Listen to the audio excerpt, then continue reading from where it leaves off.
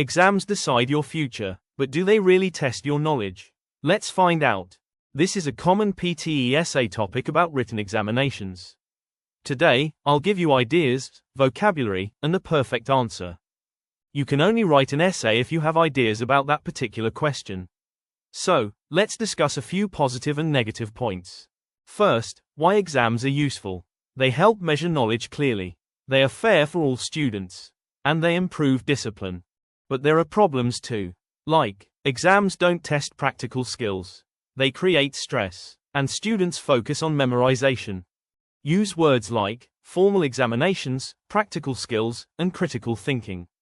Or simple words like stress, learning, and understanding. Start with a hook. In modern education, exams are widely used to measure student performance. And paraphrase the topic, many education systems rely on formal written examinations to assess learning. Then say, I partly agree that written exams are valid, but they should not be the only method. Write advantages, knowledge, fairness, discipline. Add your personal example. Firstly, written exams are useful to measure students' knowledge. They provide a standard way to evaluate all students equally and encourage discipline and regular study habits.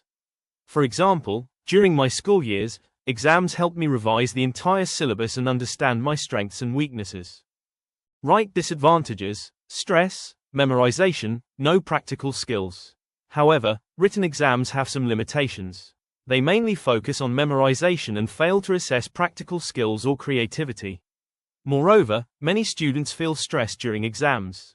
For instance, I have seen students who perform poorly in exams despite having good practical knowledge. Give a balanced opinion. Exams are useful but not enough. In conclusion, written exams are a useful tool for assessment but are not completely effective.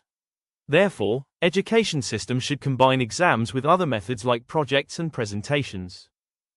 That's how you can easily score 79+ in PTE essay. What do you think? Comment below. Down finger.